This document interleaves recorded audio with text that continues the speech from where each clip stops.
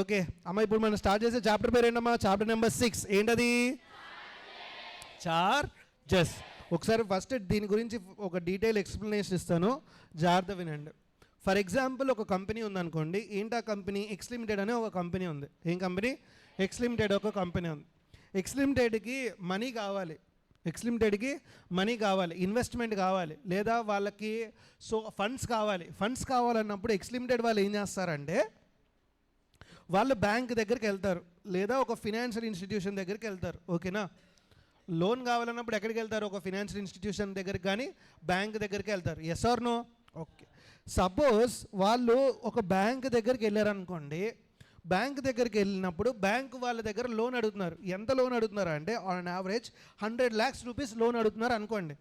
100 lakhs rupees loan అడగగానే రాయ్య రంగయ్య కూర్చోండి sir అని చెప్పేసి ఏంటి 100 lakhs ఇచ్చేస్తారా?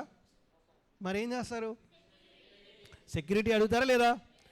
ఎస్. వాళ్ళు ఏం చేస్తారు అంటే ఫస్ట్ సెక్యూరిటీ అడుగుతారు. ఏం సెక్యూరిటీ సార్? మీ దగ్గర ఏమైనా ఫిక్స్డ్ అసెట్ ఉందా? మీ దగ్గర ఏమైనా ఫిక్స్డ్ అసెట్ ఉందా అంటే అప్పుడు ఎక్స్ లిమిటెడ్ ఏమంటుంది అంటే నా దగ్గర 2 buildings ఉన్నాయి సార్ అంటారు. ఏంటి? నా దగ్గర 2 buildings ఉన్నాయి, మా కంపెనీ తరపున 2 buildings ఉన్నాయి అన్నారు. ఓకే, ఏ బిల్డింగ్ సార్ అంటే building number A, building number B.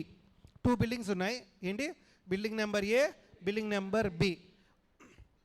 ఈ building number A cost, land plus building number A టోటల్గా దాని వాల్యుయేషన్ ఎంత అంటే చూడండి జాగ్రత్తగా, 120 lakhs ఉందమ్మా. బిల్డింగ్ నెంబర్ ఏ వాల్యుయేషన్ ఎంత ఉంది? Okay. Building number B valuation ఎంత ఉంది అంటే 50 lakhs ఉంది. బిల్డింగ్ నెంబర్ బి వాల్యుయేషన్ ఎంత ఉంది? వీళ్ళకి కావాల్సింది ఎంత? 100 lakhs. అప్పుడు ఏ అసెట్ పెట్టి లోన్కి పెట్టి అంటే సెక్యూరిటీగా పెట్టి తీసుకుంటారు? ఏంటి? అసెట్ నెంబర్ ఏ. ఏంటి? ఆ బిల్డింగ్ నెంబర్ ఏ ఎంత? అది దాని వాల్యుయేషన్ ఎంత నానా? సో ఇప్పుడు వీళ్ళు ఏం చేస్తారంటే సార్ మా దగ్గర ఒక బిల్డింగ్ ఉంది, బిల్డింగ్ నెంబర్ ఏ అనేది ఉంది. ఆ బిల్డింగ్ నెంబర్ ఏ మీకు ఏం చేస్తాము?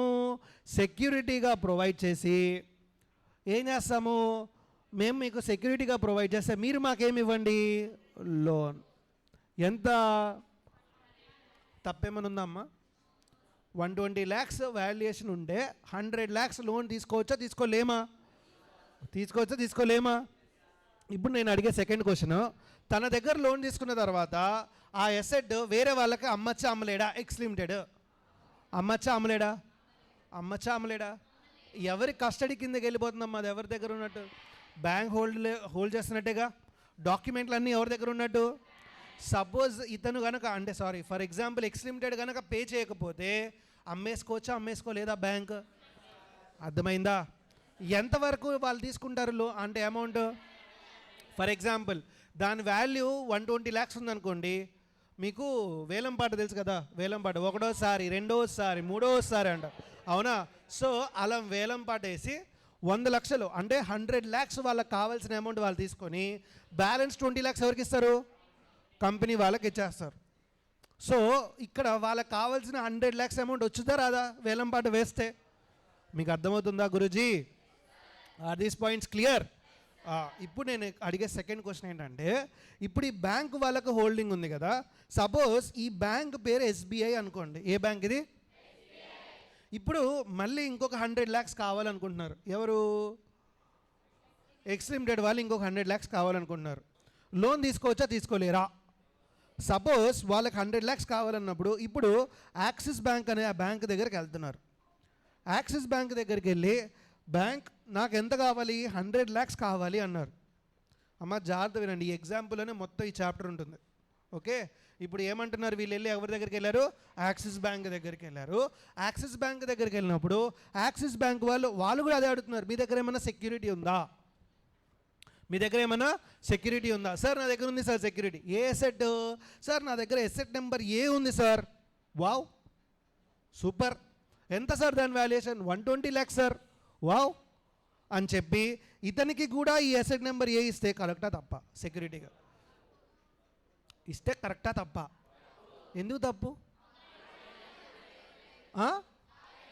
ఆల్రెడీ ఒక సెక్యూరిటీ. సరే ఫర్ ఎగ్జాంపుల్ ఇప్పుడు కనుక ఎక్స్ లిమిటెడ్ ఇదే ఏ బిల్డింగ్ నెంబర్ ఏ వీళ్ళకు కూడా సెక్యూరిటీగా ఇచ్చి ఉంటే ఫర్ ఎగ్జాంపుల్ ఎక్స్ లిమిటెడ్ అనే వాళ్ళు డబ్బు అవే చేశారు, ఎగ్గొట్టేశారు అనుకోండి, ఏ బ్యాంకుకి డబ్బులు వెళ్తాయి? ఎస్బీఐ బ్యాంకుకి డబ్బులు వస్తాయా, యాక్సిస్ బ్యాంకుకి డబ్బులు వస్తాయా? ఫర్ ఎగ్జాంపుల్ దాని వాల్యుయేషన్ 120 lakhs కదా, ఎస్బీఐ బ్యాంకుకి ఎంత వస్తుంది? అది అమ్మేసిన తర్వాత, అది వేలం పాట పాడారు, అది అమ్మేస్తే ఎంత వస్తుంది అంటే ఎస్బీఐకి? వాళ్ళ అమౌంట్ వాళ్ళకి వస్తుందా? మరి వీళ్ళు కూడా ఎంత ఇచ్చారు? 100 lakhs ఇచ్చి ఉంటారుగా, 100 lakhs ఇచ్చారా లేదా? వీళ్ళకి ఎంత వస్తుందమ్మా? రిమైనింగ్ 20 lakhs వస్తుంది, అంతేగాని 100 lakhs వచ్చేస్తుందా? ఇక్కడ ఎవరు దెబ్బతింది? Axis bank. ఎందుకు? ఆల్రెడీ సెక్యూరిటీగా ఇచ్చిన అసెట్ మీద వీళ్ళు ఏం చేస్తున్నారు? లోన్ ఇస్తున్నారు. అప్పుడు ఎవరిది తప్పు? యాక్సిస్ బ్యాంక్ది. Yes or no? అతనేమంటారంటే, నాకు ఎలా తెలుస్తుంది సార్ వాళ్ళిద్దరి మధ్యలో జరిగిన డాక్యుమెంట్స్, తప్పేమనుందా? నాకు ఎలా తెలుసు సార్ వాళ్ళకి వీళ్ళకి మధ్య, అంటే వీళ్ళు మధ్యలో ఏం చేస్తున్నారు? ఎంటర్ అయితే మధ్యలో నేనేం చేస్తాను? క్యా కరుమై? అర్థమైందా? ఇది ఎందుకు సార్ అంటారా? ఏం చేయగలరు అక్కడ యాక్సిస్ బ్యాంక్ వాళ్ళు? ఏం చేయగలరు? యాక్సిస్ బ్యాంక్ వాళ్ళు ఏం చేయగలరు అమ్మా? మొత్తాన్ని నువ్వు క్లాస్ వింటున్నావమ్మా, సాల్. సండే కదా, సండే వైబ్స్. చెప్పినానా? ఎస్, చెప్పండి నాన్న. ఏంటి ఏం చేయగలదు యాక్సిస్ బ్యాంక్? ఇక్కడ ఏం చేయగలదు? చక్కగా 20 lakhs తీసుకొని 50 lakhs 80 lakhs ఏం చేసుకున్నట్టు? ఎక్కడికి వెళ్ళిపోయినట్టు? షెడ్కి వెళ్ళిపోయినట్టా లేదా? ఇప్పుడు చెప్పండి అమ్మా, ఇలాంటి సిచ్యువేషన్కి మీరు ఇచ్చే మంచి సజెషన్ ఏంటి? హాఫ్ అంటే ఇక్కడ ఎస్బీఐ బ్యాంకు నువ్వు హాఫ్ అంటే ఊరుకుంటుందా? ఎస్బీఐ బ్యాంకు హాఫ్ అంటే ఎస్బీఐ బ్యాంక్ ఏమంటుంది అంటే, నేనెందుకు లాస్ ఇన్కర్ అవ్వాలి? Yes or no? హాఫ్ అంటే ఎంత? 60. నాకెందుకు లాస్ ఇన్కర్ అవ్వాలి? అంతే అంటుందా లేదా? యాక్సిస్ బ్యాంక్ అంటారు, సెకండ్ మీరే కదా సెకండ్, మీకు ఆ బుద్ధి ఉండాలి కదా అని ఎవరు అంటారు? ఎస్బీఐ వాళ్ళు అంటారు. సార్ నాకు ఆ బుద్ధి ఎలా వస్తుంది సార్? నాకు ఎలా తెలుస్తుంది సార్? మీరు కాంట్రాక్ట్లు ఎంటర్ అవుతే నాలాంటి అభాగ్యుడు, నాలాంటి అమాయకుడు ఏం చేయగలడు? కోర్టుకి వెళ్ళినా ఏమొస్తుంది? కోర్టుకి వెళ్తే ఏమొస్తుంది? యూజ్ ఉందా? కోర్టుకి వెళ్తే కోర్టు ఏమంటుంది అంటే, ఆ 20 lakhs ఇచ్చేయండి అంటుంది, అంతేగాని వేరేదేమన్నా అంటుందా? ఏం చేయగలదు పాపం? ఇలాంటి సిచ్యువేషన్ గురించి వచ్చిందే ఈ చాప్టర్ నెంబర్ 6. ఏంటది? యాక్చువల్గా దాని పేరు చార్జెస్ కాదు గురూజీ, రిజిస్ట్రేషన్ ఆఫ్ చార్జెస్. ఏంటది? Registration of. అంటే ఇప్పుడు సొల్యూషన్ ఏమన్నారంటే లా మేకర్స్, జాగ్రత్త విన్నాను, సొల్యూషన్ ఏమన్నారంటే, ఫర్ ఎగ్జాంపుల్ ఈ ఎక్స్ లిమిటెడ్ కనుక బ్యాంక్ దగ్గరికి వెళ్ళి లోన్ తీసుకుంది కదా, లోన్ తీసిన వెంటనే అక్కడ ఎక్స్ లిమిటెడ్ వెళ్ళి రిజిస్ట్రార్ దగ్గరికి వెళ్ళి చెప్పండి. లా మేకర్లు అదే చెప్పారు. ఏమన్నారంటే, బాబు నువ్వు ఎవరి దగ్గర లోన్ తీసుకున్నావు? ఎస్బీఐ బ్యాంక్ దగ్గర లోన్ తీసుకున్నావుగా, లోన్ తీసుకున్న వెంటనే నువ్వు ఎవరి దగ్గరికి వెళ్ళు అంటే రిజిస్ట్రార్ దగ్గరికి వెళ్ళు. అయ్యా నేనేం చేశాను అంటే, ఫలానా ఎస్బీఐ దగ్గర లోన్ తీసుకున్నా. అర్థమైందా? ఎంత లోన్ తీసుకున్నావు? 100 lakhs. ఏ అసెట్ సెక్యూరిటీగా పెట్టావు? బిల్డింగ్ నెంబర్ ఏ. అంటే అలా రిజిస్ట్రార్ దగ్గరికి వెళ్ళి నువ్వు రిజిస్ట్రార్ దగ్గరికి వెళ్ళి చెప్పిన వెంటనే రిజిస్ట్రార్ ఏం చేస్తాడు అంటే, జాగ్రత్త వినండి అమ్మ, రిజిస్ట్రార్ ఏం చేస్తారంటే వెంటనే అది అఫీషియల్గా ఒక వెబ్సైట్ ఉంటుంది. ఆ వెబ్సైట్ పేరు ministry of corporate affairs, MCA portal. ఏం పోర్టల్ అది? MCA portal. So ministry of corporate అఫైర్స్లో అతను ఏం చేస్తారంటే వెంటనే రిజిస్టర్ చేయగానే అక్కడ ఫర్ ఎగ్జాంపుల్ ఇప్పుడు ఎక్స్ లిమిటెడ్ యాక్సిస్ బ్యాంక్ దగ్గరికి వెళ్ళింది అనుకోండి, మేనేజర్ ఏమంటారో తెలుసా? ఓకే మీకు ఎంత లోన్ కావాలి సార్? 100 lakhs. ఏ అసెట్ మీద లోన్ కావాలి సార్? నా దగ్గర 2 assets ఉన్నాయి, అసెట్ నెంబర్ ఏ, అసెట్ నెంబర్ బి. ఆ అసెట్ నెంబర్ వాల్యుయేషన్ ఎంత సార్? 120 lakhs అని చెప్పగానే మేనేజర్ ఏం చేస్తారంటే ఫస్ట్ కూర్చొని ఓకే డాక్యుమెంట్స్ అంతా ఫిల్ చేయండి సార్, ఈ లోపల నేను ఏం చేస్తా, ministry of corporate affairs portal open చేస్తా. పోర్టల్ ఓపెన్ చేసుకొని వెంటనే ఏం చేస్తారంటే అక్కడ నిజంగా ఈ ఎక్స్ లిమిటెడ్ అనే కంపెనీకి ఎన్ని అసెట్లు ఉన్నాయి, ఆ ఉన్న అసెట్ల మీద ఎప్పుడైనా వేరే వాళ్ళ దగ్గర లోన్గా సెక్యూరిటీగా పెట్టారా పెట్టలేదా అనేది చూసుకుంటే యాక్సిస్ బ్యాంక్ ఇక్కడ సేవ్ అవుద్దా లేదా? అర్థమైందమ్మా? అందుకే అంటారు కదా లోన్ శాంక్షన్ అయ్యింది అని.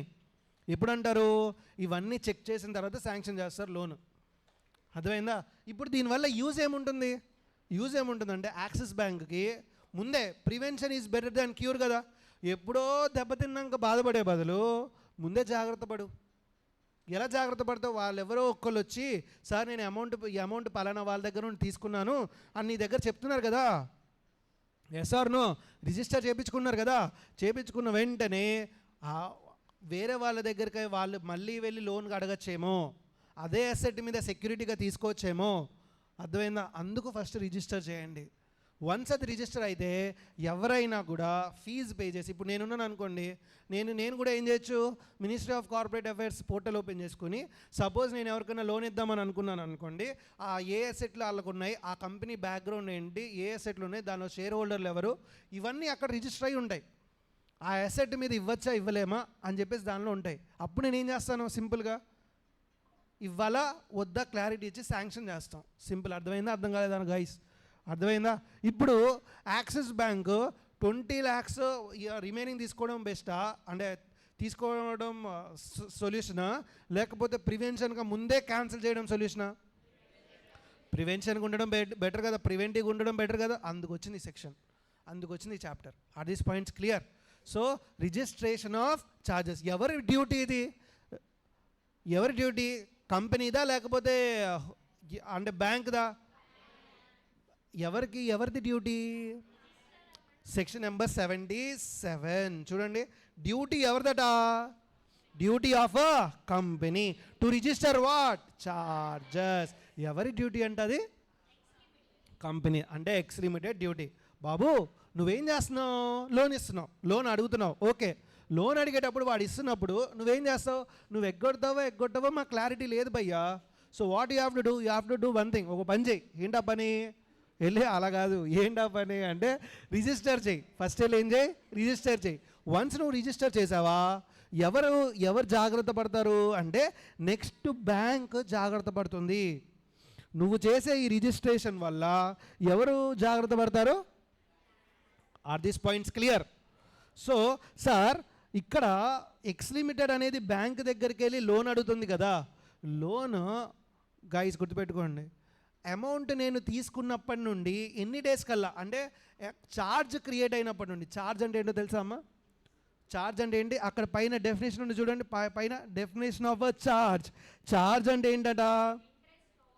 Interest or lien created on a property or assets of a company as any of its undertaking or both. ఎలాట అంటే దాని అర్థం ఏంటన్నా, ఏదైనా ఒక ఇంట్రెస్ట్ కానీ లేదా ఒక లియన్ కానీ దేని మీద క్రియేట్ అవుతుందంట?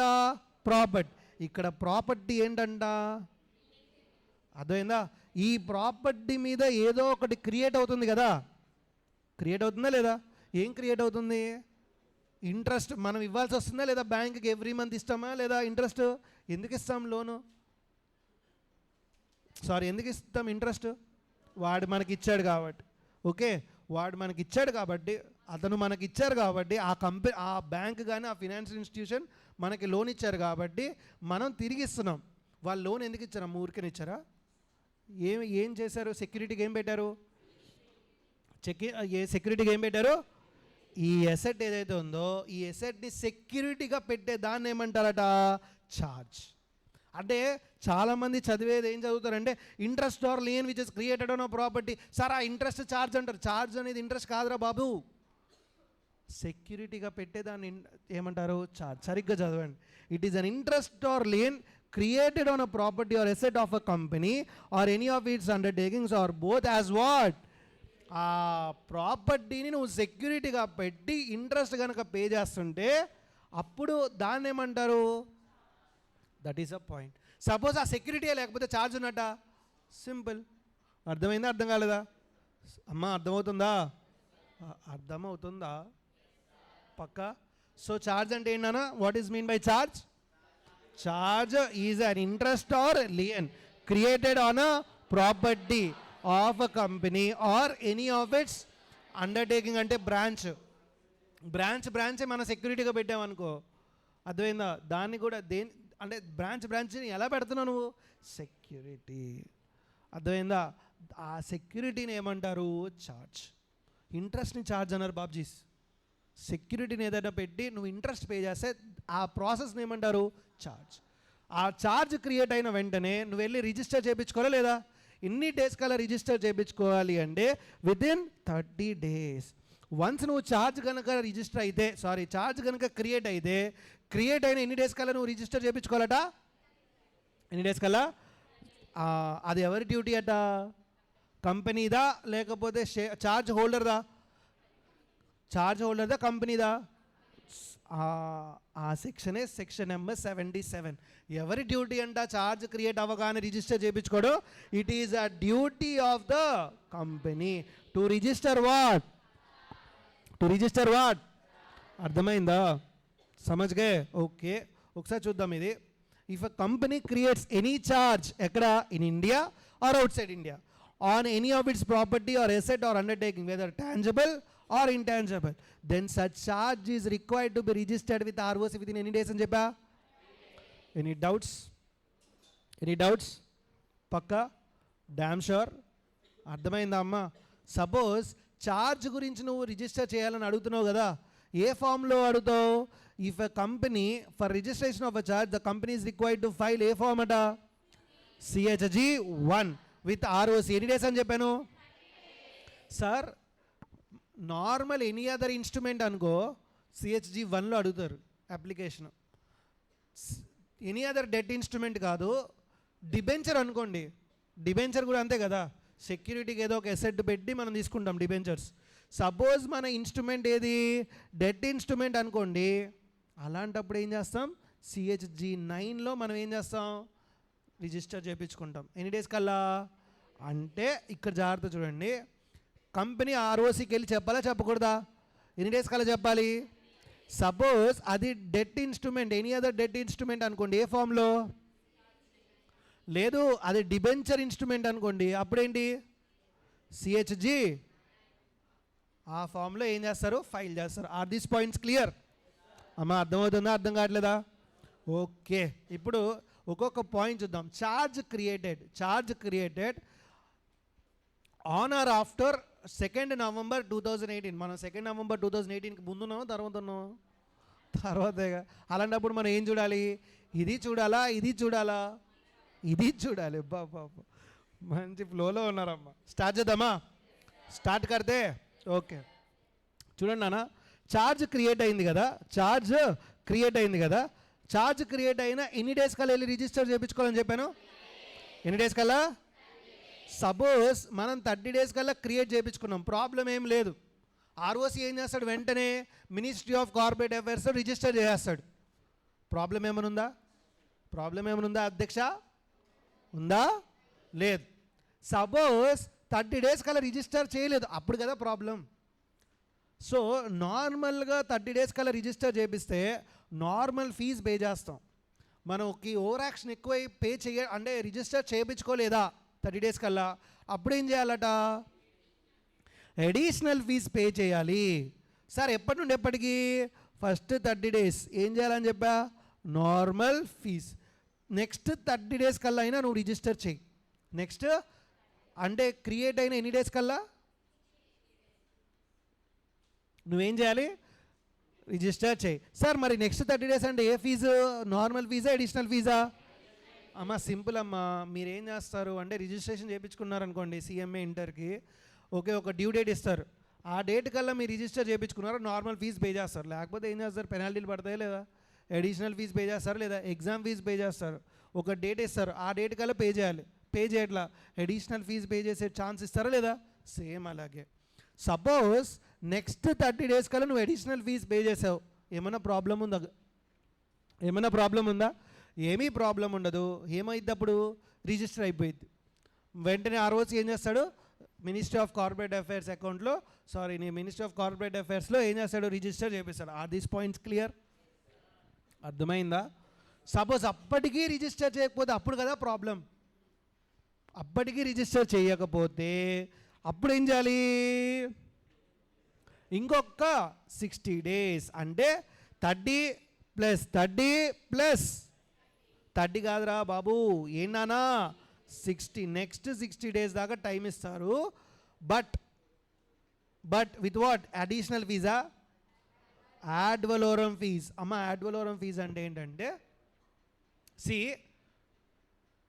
యాడ్ వలోరం ఫీజ్ అంటే ఏంటంటే ఫర్ ఎగ్జాంపుల్ నార్మల్గా అందరికీ నార్మల్ ఫీజు ఎంత ఉంటాయి? 10 lakhs అయినా 15 lakhs అయినా 20 lakhs అయినా ఎంత అయినా కూడా ఒక నార్మల్ ఫీజు ఉంటాయి. మీరు రిజిస్టర్ చేయించుకోవాలంటే ఒక 5,000 లేకపోతే 10,000 లేకపోతే 1,000 అట్లా ఉంటాయి.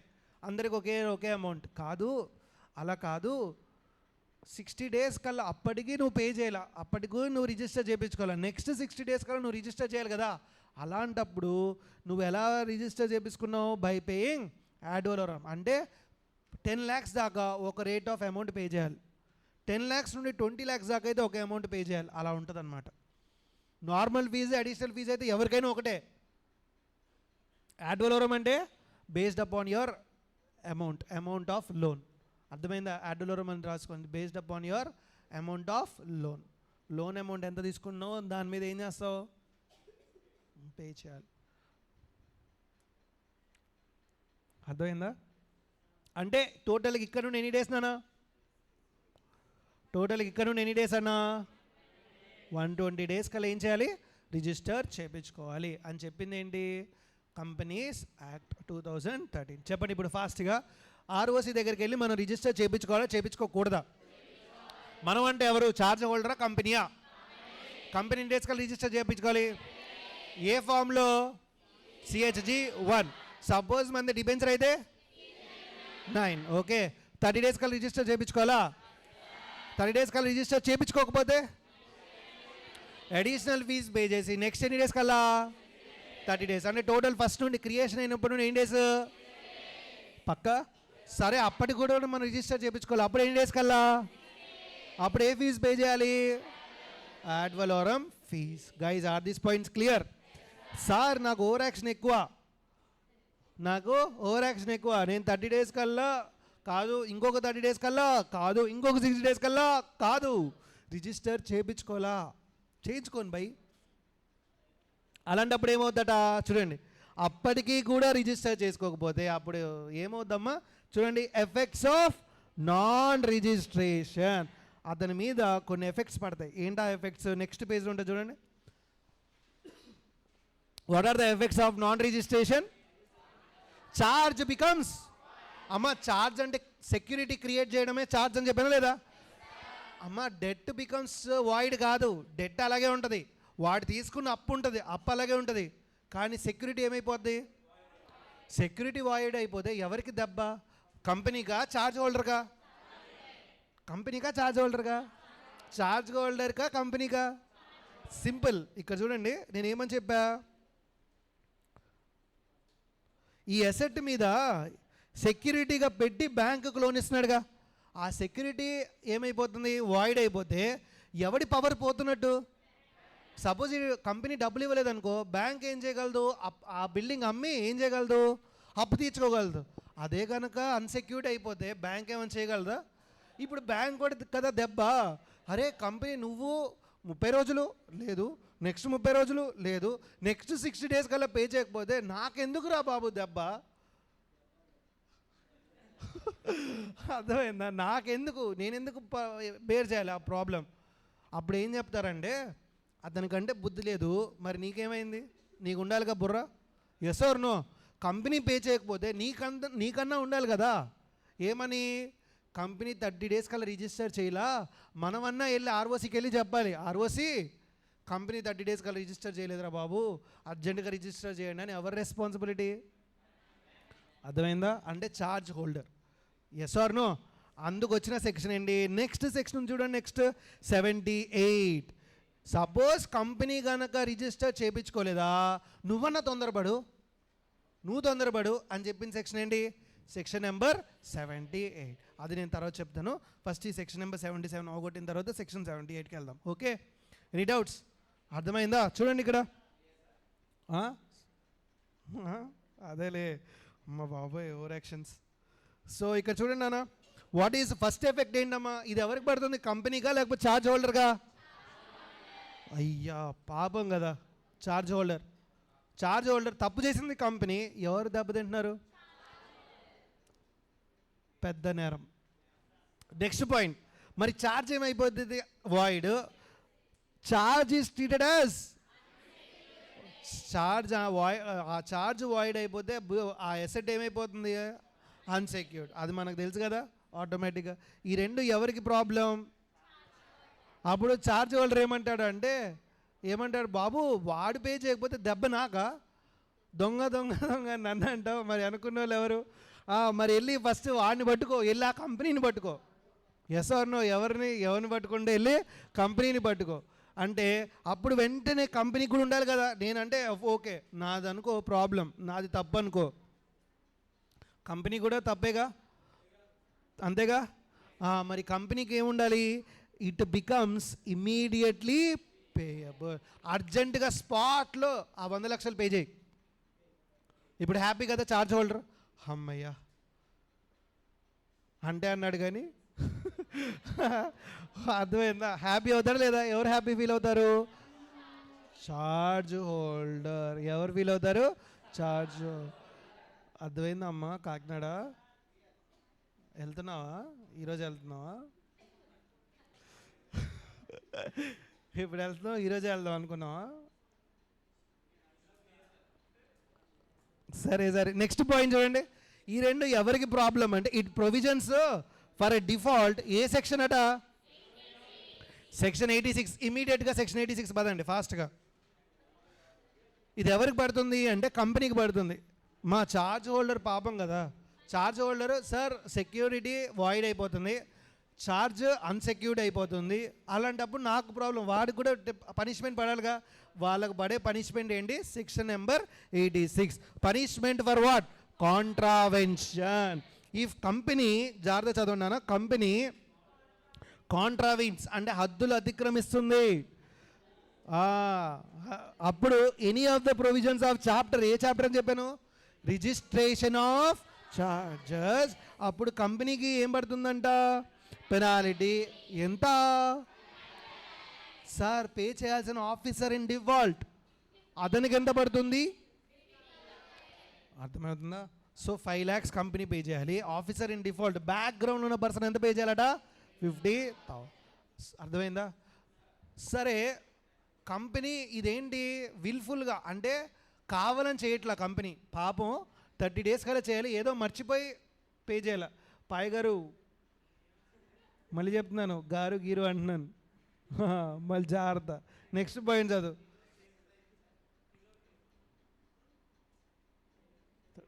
నేను తర్వాత నవ్వుతానే, ఇక్కడ జాగ్రత్త చదువు. నెక్స్ట్ పాయింట్ చదువు fast. If a company wilfully furnishers, ఏం ఫర్నిష్ చేస్తుంది? False or incorrect and or knowingly suppresses. కంపెనీకి తెలిసి ఏం చేస్తుంది? కంపెనీ ఆ అమౌంట్ని ఎగ్గొట్టేస్తుంది. వాళ్ళకి తెలుసు ఆ డబ్బులు రీపే చేయలేము, వాళ్ళకి తెలుసు. కానీ వాళ్ళు ఏం చేస్తున్నారట?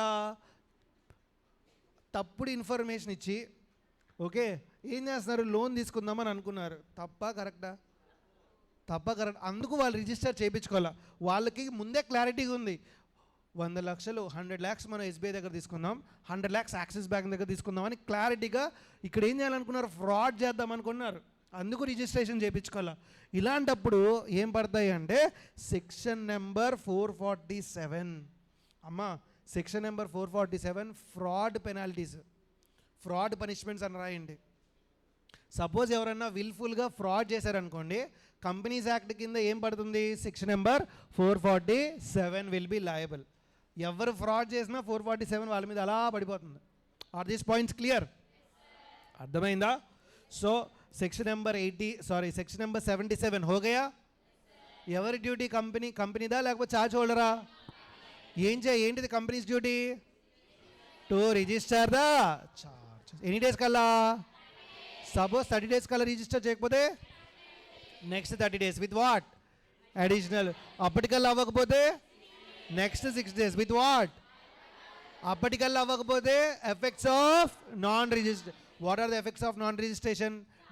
Charge becomes void, security becomes unsecured, debt becomes immediately payable. Section 86 will be applicable. Section 86 ఏమని చెప్తుంది? Two things. సెక్షన్ 86 ఏం చెప్తుంది అంటే టూ థింగ్స్. ఒకటి నోయింగ్లీ, ఓకే, ఒకటి knowingly suppresses, okay, knowingly suppress చేస్తుంది అంటే దాని అర్థం ఏంటి? ఫ్రాడ్ చేస్తుంది. అలాంటప్పుడు వాళ్ళకి ఏం పడతాయి? కంపెనీకి ఎంత పడుతుందమ్మా? 5 lakhs పెనాల్టీ పడుతుంది. ఆఫీసర్ ఇన్ డిఫాల్ట్కి ఎంత పడుతుంది? 50,000 పెనాల్టీ పడుతుంది. గైస్ ఇది నోయింగ్లీ కాదు, ఎనీ అదర్ రీజన్ వల్ల అయితే, అదర్ రీజన్ వల్ల అయితే ఎంత? సారీ అదర్ రీజన్ వల్ల అయితే ఇది, ఓ షట్, ఫ్రాడ్ అయితే ఏ section applicable? Section number 447 will be applicable. అర్థమవుతుందా? అర్థమైందా? సింపులా కాదా? చార్జెస్ ఈజీయా హార్డా? Very very easy. 2 sections తొందర క్విక్గా, నేను ఒక 2 minutes ఇస్తాను, తొందర చదవండి ఫాస్ట్. 2 sections అలా అలా అయిపోవాలి అంతే.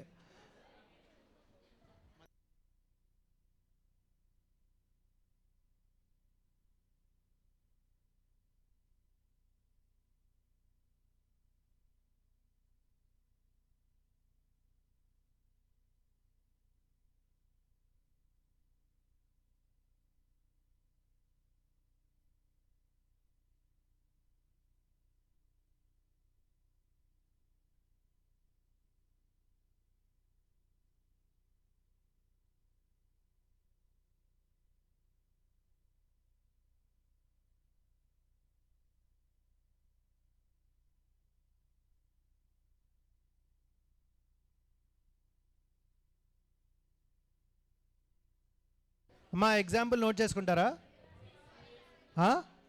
చేసుకున్నారా?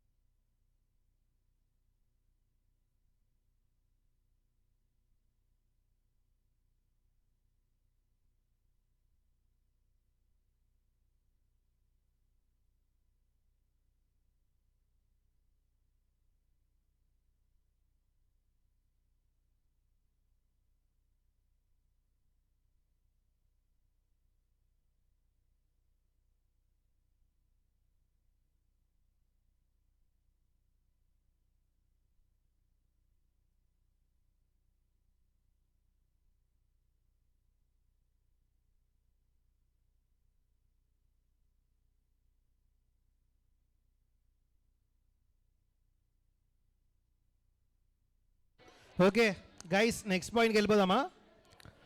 ఓకే అమ్మా జాగ్రత్త. సెక్షన్ నెంబర్ 78కి వెళ్ళిపోండి ఫాస్ట్గా.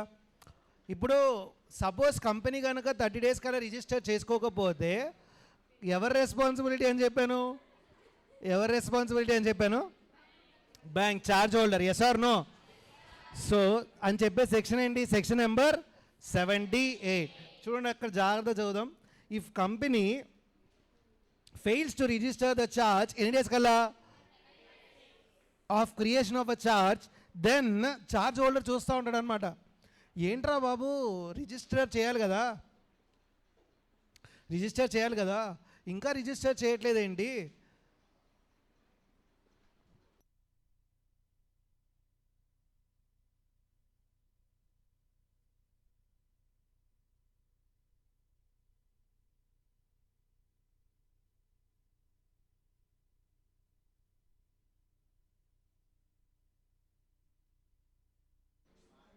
జాగ్రత్త వినండి. సో ఇక్కడ నేనేం చెప్తున్నానమ్మా, ఫర్ ఎగ్జాంపుల్ ఆర్ఓసి దగ్గర రిజిస్టర్ చేయకపోతే చూస్తున్నాడు 30 డేస్ కల్లా రిజిస్టర్ చేయాలి కదా, చేయాలి కదా. సో చేయాలి అంటే ఛార్జ్ హోల్డర్ చూస్తున్నాడు, ఏంట్రా బాబు ఇది ఇంకా రిజిస్టర్ చేయట్లేదు అని చూసిన తర్వాత 30 డేస్ దాటినా కూడా ఎంసీఏ పోర్టల్లో ఇంకా పలానా కంపెనీ పలానా ఎసెట్ మీద రిజిస్టర్ చేయకపోతే ఏంటో సంథింగ్ ఇస్ విష్ అనుకోకూడదా ఛార్జ్ హోల్డర్. అప్పుడు ఛార్జ్ హోల్డర్ ఏం చేస్తాడంటే, then application for registration of charge shall be made by the charge holder to the ROC in which form, CHG 1 and CHG 9. సపోజ్ company కనుక register చేయాల్సిన CHG 1 are సిహెచ్జి 9లో ఆ ఫామ్లో register చేయలేదా, అప్పుడు కనీసం ఛార్జ్ హోల్డర్ ఏం చేయాలి, రిజిస్టర్ చేయాలి. అర్థమైందా? ఫస్ట్ ఎవరిని అడుగుతాడు, కంపెనీని కాదు, డైరెక్ట్గా ఎవరిని అడుగుతాడు అంటే రిజిస్ట్రార్ దగ్గరికి వెళ్తే అడుగుతాడు.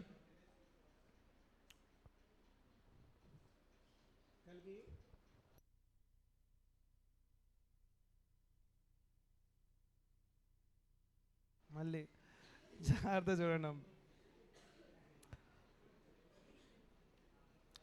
చూడండి నాన్న, ఇక్కడ కంపెనీ ఏం చేయాలి, 30 డేస్ కల్లా నార్మల్గా కంపెనీ 30 డేస్ కల్లా ఆర్ఓసి దగ్గరికి వెళ్ళి రిజిస్టర్ చేయించుకోవాలి. Yes or no? Suppose company ROC దగ్గర కల్లా 30 డేస్ కల్లా రిజిస్టర్ చేసుకోకపోతే అప్పుడు ఛార్జ్ హోల్డర్ ఏం చేస్తారంటే ఆర్ఓసికి చెప్తాడు, సార్ మా కంపెనీ ఉంది కదా, మేము ఒక పలానా కంపెనీకి లోన్ ఇచ్చాము, ఎక్స్ లిమిటెడ్ అనే కంపెనీకి లోన్ ఇచ్చాము, కానీ ఎక్స్ లిమిటెడ్ వాళ్ళు ఏం చేయలేదు, రిజిస్టర్ చేయలేదు, దయచేసి అది చూడండి సార్ అని చెప్పి ఛార్జ్ హోల్డరే సిహెచ్జి 1 సిహెచ్జి 9లో ఏం చేస్తాడు, ఆర్ఓసికి అప్లికేషన్ పెడతాడు. అప్పుడు ఆర్ఓసి ఏం చేస్తుందంటే కంపెనీని అడుగుతుంది, బాబు నీకంట పలానా ఎస్బీఐ కంపెనీ వాళ్ళు లోన్ ఇచ్చారంట కదా, మరేంటి ఇంకా రిజిస్టర్ చేయించుకోలేదు అని ఎవరు అడుగుతారు, ఆర్ఓసి వాళ్ళు వెళ్ళి ఎవరిని అడుగుతారు, ఎక్స్ లిమిటెడ్ని అడుగుతారు. అప్పుడు ఎక్స్ లిమిటెడ్ ఏమంటారంటే, సార్ అయ్యా కొంచెం టైం అయ్యా, కొంచెం నేను మళ్ళీ వెంటనే రిజిస్టర్ చేయించుకుంటాను అయ్యా అని. కంపెనీ కనుక వెంటనే రిజిస్టర్ చేసుకుందా, సరే అంటే కంపెనీ ఎస్ అని చెప్పాలి. ఏం చెప్పాలి కంపెనీ, ఎస్ సార్ నేను లోన్ తీసుకుంటాను, నేనే రిజిస్టర్ చేయించుకుంటానని వెంటనే రెస్పాండ్ అవ్వాలి. లేదా సార్ మేము వాళ్ళ దగ్గర లోనే తీసుకోలేదని చూపించాలి, ప్రూఫ్ చూపించాలి. లేదా సైలెంట్గానే ఉండాలి, ఎస్ అని చెప్పాలి, నో అని చెప్పాలి, లేకపోతే సైలెంట్. ఎస్ అని చెప్పారనుకో అప్పుడు ఏం చేస్తుంది, ఓకే మరి అర్జెంటుగా రిజిస్టర్ చేయించేసే అంటారు. నో అని చెప్పారనుకో, ఎందుకు నో, నాకు ప్రూఫ్లు చూపించు అని అడుగుతారు. సైలెంట్గా ఉన్నారనుకో అప్పుడు ఏం చేస్తారంటే ఆర్ఓసియే అంటే నేను అడిగాను, వాడు ఎస్ అని చెప్పాలి, నో అని చెప్పాలి, వాడు ఏమీ మాట్లాడలా అంటే దాని అర్థం ఏంటి, మౌనం అర్ధంగీకారమా? నేను ఆల్రెడీ చెప్పాను, లాలో మౌనం అర్ధంగీకారం కాదు, ఫుల్ అంగీకారం. Yes or no? మౌనం అర్ధంగీకారమా ఫుల్ అంగీకారమా? ఫుల్ అంగీకరించినట్టే. వాడికి నేను 14 డేస్ ఆఫ్ టైం ఇచ్చా, 14 డేస్ కల్లా ఎస్ఆ నో అని చెప్పరా బాబు అని చెప్పా, కానీ వాళ్ళు రెస్పాండ్ అవ్వాలా. కంపెనీ రెస్పాండ్ అయిందా? అప్పుడు కంపెనీ రెస్పాండ్ అవ్వలేదు కాబట్టి ఆర్ఓసియే ఏం చేస్తుంది, రిజిస్టర్. చూడండి, కంపెనీని అడిగితే కంపెనీ 14 డేస్ కల్లా రిప్లై ఇవ్వాలి. రిప్లై ఎస్ అంటే నో ప్రాబ్లం, రిప్లై నో అంటే నో ప్రాబ్లం. రిప్లై కనుక సైలెంట్గా ఉంటే register or will register. Are this points clear? అదే పాయింట్ ఇక్కడ ఉంటుంది, జాగ్రత్త చదువుదామమ్మా. చూడండి, on receipt of such application from the charge holder ROC shall issue what, ఎవరికి, to the company, requiring the company to submit what, మీ 14 days కల్లా మీ రిప్లై ఇవ్వండి, మీ రిప్రజెంటేషన్ ఇవ్వండి. ఎన్ని డేస్ కల్లా? 14 days. Within 14 days on the receipt of such notice. అర్థమైందా? 14 days కల్లా మీరు రిప్లై ఇవ్వాలి. అయితే ఎస్ అని ఇవ్వాలి, లేకపోతే నో అని ఇవ్వాలి. ఏదో ఒకటి ఇవ్వాలి. సైలెంట్గా ఉన్నా రిజిస్టర్ చేస్తాం, ఎస్ అన్నా రిజిస్టర్ చేస్తాం, నో అంటే మాత్రం ఆగుతాం. సపోజ్ నో అంటే నువ్వేమి ఇవ్వాలి? రీజన్స్ ఇవ్వాలి, ప్రూఫ్ ఇవ్వాలి. చూడండి, the company on receipt of such notice may either make an application for the registration of charge or explain why such charge shall not be. Reason ఇవ్వాలని చెప్పినా లేదా? ప్రూఫ్ ఇవ్వాలని చెప్పినా లేదా? సపోజ్ ఎస్ అని చెప్పాలి, లేకపోతే నో. నో అన్నప్పుడు ఏమి ఇవ్వాలి? రీజన్ ఇవ్వాలి, ప్రూఫ్ ఇవ్వాలి. And if no reply or representation is being received from the company to the charge holder within 14 days, 14 days 14 రోజుల కల్లా, 14 days కల్లా రిప్లై రాలేదే అనుకోండి, అప్పుడు ఆఫ్టర్ 14 days ఏం చేస్తుందట? ఏమవుతుందంట? ROC shall register the charge based upon the application which is filed by the charge holder చెప్పినట్టుగా రిజిస్టర్ చేసేస్తారు. ఏమైనా తప్పు ఉందా అమ్మ దీనిలో? పక్క అర్థమైందా? అర్థం కాలేదా? అర్థమైందా? ఇప్పుడు చెప్తాను, జాగ్రత్త వినండి. పాపం కంపెనీ చేయాల్సిన పని, ఎవరిదా డ్యూటీ? ఏ సెక్షన్ ప్రకారంగా? కంపెనీ చేయాల్సిన డ్యూటీ ఎవరు చేస్తున్నారు? చార్జ్ హోల్డర్ చేస్తుంటే, ఇప్పుడు నాతో చెప్పండి ఫాస్ట్గా, చార్జ్ హోల్డర్ ఆ నార్మల్ ఫీజు, ఆ అడిషనల్ ఫీజు పే చేయాల్సిన రెస్పాన్సిబిలిటీ కంపెనీది అయితే చార్జ్ హోల్డర్ ఎందుకు పే చేయాలి? కంపెనీస్ యాక్టే ఏమని చెప్పింది? చార్జ్ హోల్డర్ కాదు, company responsibility normal fee additional fee pay చేయాలి అని. అర్థమైందా? ఆ ఫీజు ఇప్పుడు ఎవరు పే చేస్తున్నారు? అలాంటప్పుడు ఆ డబ్బులు కంపెనీ రీపే చేయాలా చేయకూడదా? రీయింబర్స్ చేయాలా చేయకూడదా? చదవండి ఆ point. If the charge holder incurs any expenses towards the fees or additional fees paid by the evarki to the ROC for the purpose of such registration of charge, then such charge holder shall be entitled to recover the same. Evar దగ్గర నుండి? బాబా, extraordinary. అర్థమైందా? Section number 78, section number 77 అయిపోయిందా? 78 అయిపోయిందా? 86 అయిపోయిందా? Any doubts? పక్కా? ఒక్కసారి ఇక్కడ ఇంకొక 2 సెక్షన్స్ ఉన్నాయి చిన్నది. సెక్షన్ నెంబర్ 81 చూడండి అమ్మా. ఫస్ట్ సెక్షన్ నెంబర్ 81 చెప్పిన పాయింటే. ఒకసారి ఆర్ఓసి దగ్గరికి వెళ్ళి రిజిస్టర్ చేయించుకుంటే, ఆర్ఓసి రిజిస్టర్ చేస్తానన్నాను, రిజిస్టర్ చేసి ఎక్కడ అప్లోడ్ చేస్తారని చెప్పాను? Ministry of corporate affairs. Yes or no అని చెప్పిన సెక్షన్ నెంబర్ 81 చూడండి. Register of charges to be kept by the registrar. ROC shall keep a register of charges in such form and in such manner as may be prescribed. Registrar shall be kept with respect to every company and shall contain the particulars of all the charges registered with the. వాళ్ళొక register maintain చేయాలి. ఆ రిజిస్టర్లో ఏ ఏ కంపెనీలు ఎవరెవరి దగ్గర loan తీసుకున్నారు, ఏ ఏ కంపెనీలు ఏ asset మీద లోన్ తీసుకున్నారు, ఎంత తీసుకున్నారు, ఎంత టెన్యూర్ అంటే నెంబర్ ఆఫ్ ఇయర్స్, ఓకే, ఎంత టెన్యూర్, ఎంత ఇంట్రెస్ట్ రీపే చేస్తారన్నారు, ఇవన్నీ డీటెయిల్స్ ఉంటాయి ఆ రిజిస్టర్లో. అర్థమైందా? అర్థం కాలేదా? పక్కా సమజ్గే? ఎనీ పర్సన్, ఇప్పుడు బ్యాంక్ వాళ్ళు, నేను చెప్పా కదా, బ్యాంక్ వాళ్ళు ఒక ప్రిస్క్రైబ్డ్ ఫీజు పే చేసేసి వాళ్ళు ఏం చేస్తారు? మినిస్ట్రీ ఆఫ్ కార్పొరేట్ అఫైర్స్లో ఓపెన్ చేసుకొని చూసుకోవచ్చు అని చెప్పానా లేదా? ఎనీ పర్సన్, ఇప్పుడు మీరైనా నేనైనా ఎవరైనా కూడా మినిస్ట్రీ ఆఫ్ కార్పొరేట్ అఫైర్స్లో అకౌంట్ మెయింటైన్ చేసి మనం కనుక ఒక అమౌంట్ పే చేసుకుంటే మనం వెళ్ళి ఏం చేయొచ్చు?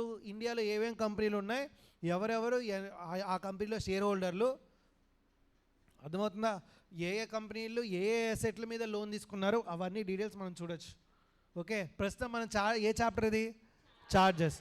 Any person may on payment of a prescribed fee inspect the register of అని చెప్పిన సెక్షన్ ఏంటి? ఇప్పుడు బ్యాంక్ వాళ్ళు ఆ రిజిస్టర్ ఆఫ్ చార్జెస్ చూడొచ్చా చూడకూడదా? ఏ బ్యాంక్ వాళ్ళని చెప్పాను? యాక్సెస్. సపోజ్ అయ్యా నేను అమ్మాయికున్నాయా, నాకు చూడని రాదయ్యా అంటే పక్కెళ్ళి అడుగు అంటారు. Yes or no? నాకు నాది ఈ ఫోన్ కాదు సార్, నాది ఐఫోన్, అదే టచ్ ప్యాడ్, కీ ఫోన్ నాది, ఈ ఫోన్ కాదు, నేను చూసుకోలేను సార్ అంటే అప్పుడు ఎవరిది తప్పు? నీది తప్పు, అంతేగాని కంపెనీది తప్ప. అర్థమైందా? అంటారా అనరా? నువ్వు తెలిసి ఏమయ్యావు? మోసపోయావు. అర్థమైందా? తెలిసి rule number 7(1). Particulars of charges maintained on what? Ministry of Corporate Affairs portal shall be deemed to be what? Register of. Once అది అప్లోడ్ చేయగానే దానిలోనే ఆన్లైన్లో మొత్తం అంతా డీటెయిల్స్ వచ్చేస్తాయని చెప్పానా లేదా? సెక్షన్ నెంబర్ చదవండి అమ్మ ఫాస్ట్గా. Section number 78, section number 81. నేను 2 minutes ఇస్తాను, తొందర చదవండి ఫాస్ట్. అర్థమవుతున్నాయి కదా? 4 sections అయిపోయినాయి అమ్మ. 4 sections ఏంటంటివి? 78, 77, 86, 81. బాబా సూపర్ రా, చదవండి నాన్న.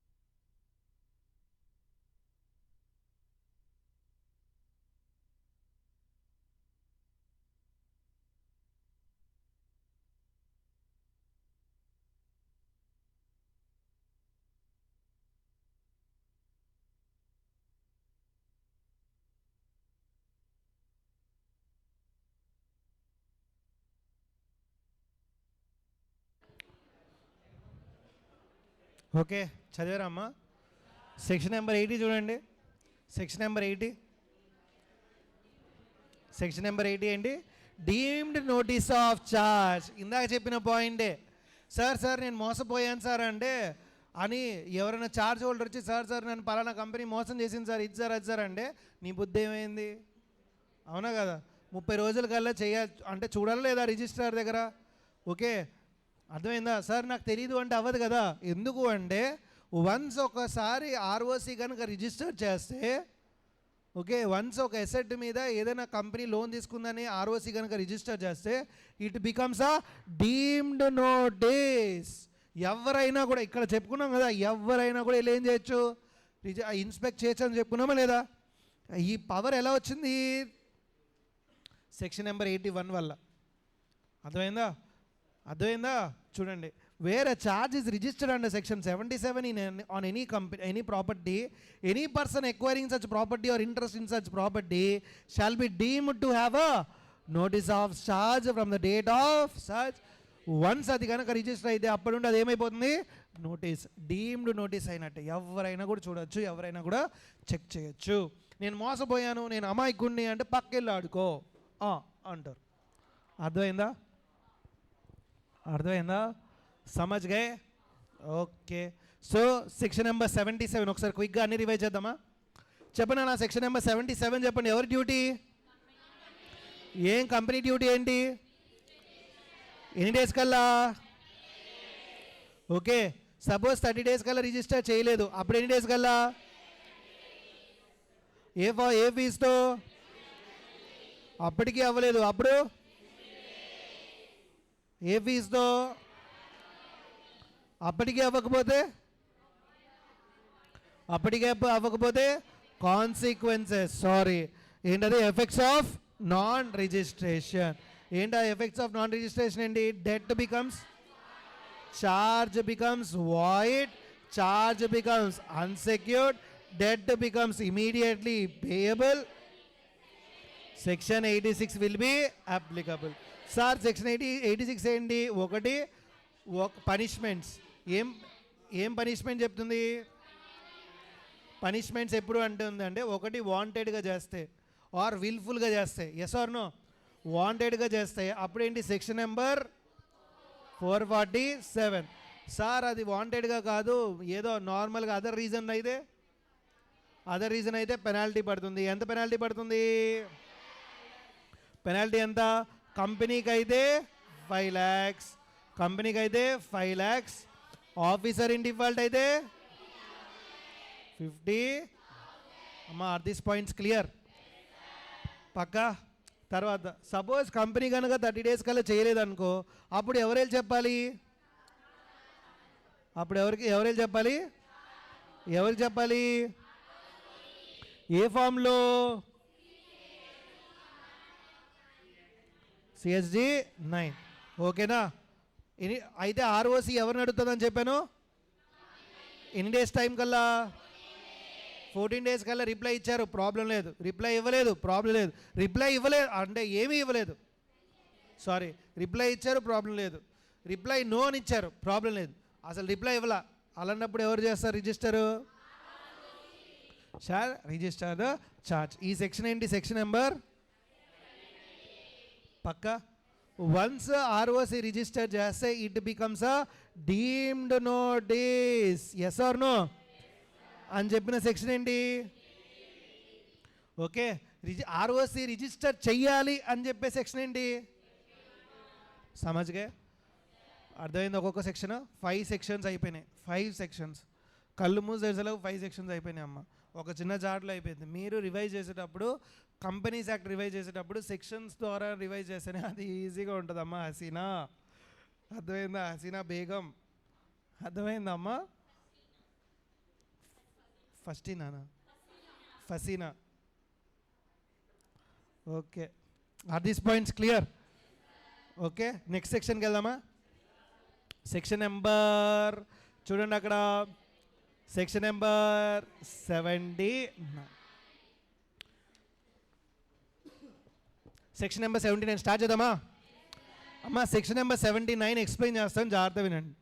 ఫర్ ఎగ్జాంపుల్ అమ్మ, 1 minute వింటే ఈ సెక్షన్ అయిపోయింది. జాగ్రత్త 1 minute వినండి చాలు ప్లీజ్.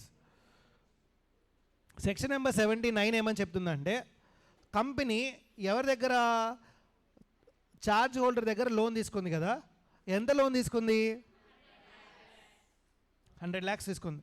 ఏమని చెప్పారంటే, సార్ మేము 5 yearsలో రీపే చేస్తామని చెప్పారు. ఓకేనా? ఎన్ని ఇయర్స్లో? సార్ మేము నెల ఎంత % ఇంట్రెస్ట్ పే చేస్తాం? ఇప్పుడు చెప్పండి నాన్న.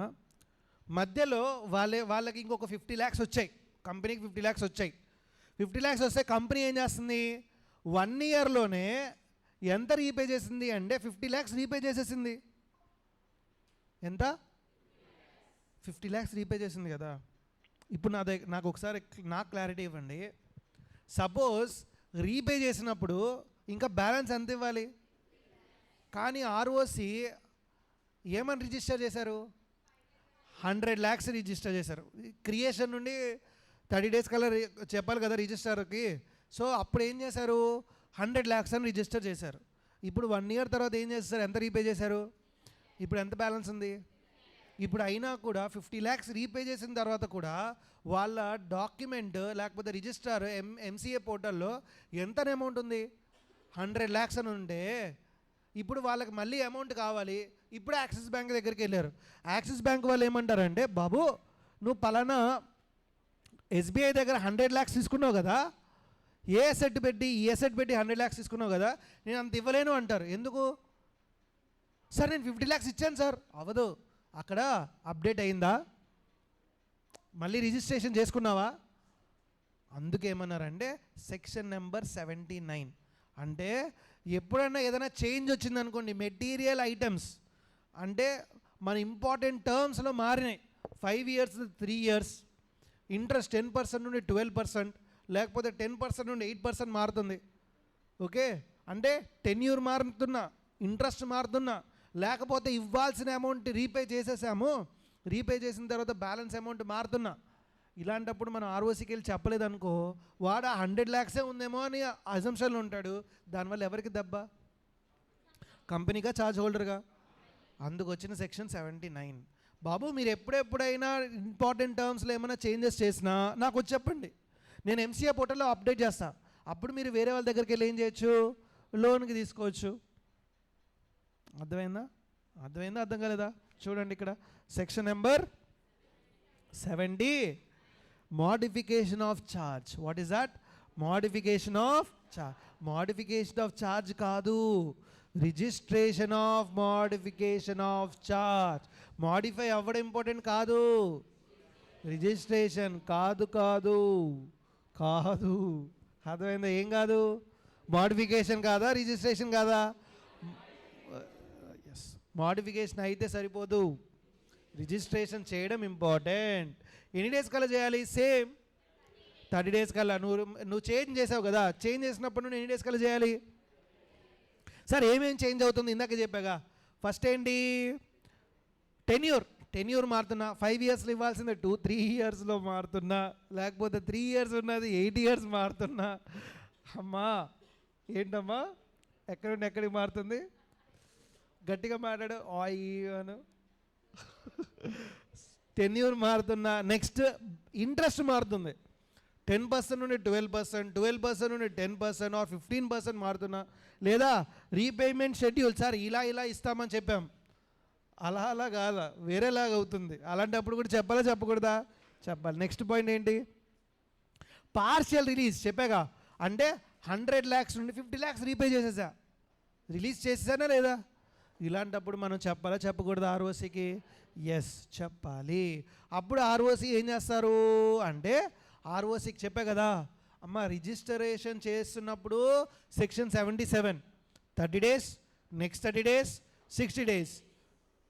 అది అవ్వలేదనుకో అప్పుడేంటి?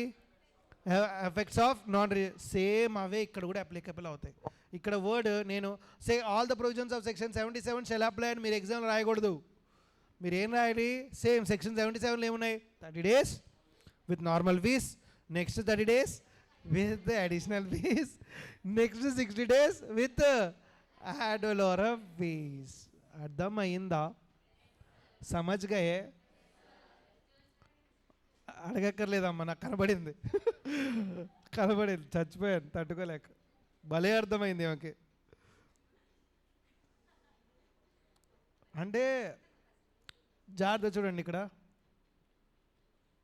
Company acquiring any property which is subject to charge, making what? Modification of terms and conditions of any charge already registered. All the provisions of section 77 shall apply for the modification of charge also. On registration of charge, ROC shall issue a for amma గుర్తుపెట్టుకోండి, normal registration అయింది అనుకోండి, ROC ఏం certificate issue చేస్తాడు? Registration of charge. అవునా? ఏ certificate issue చేస్తాడు?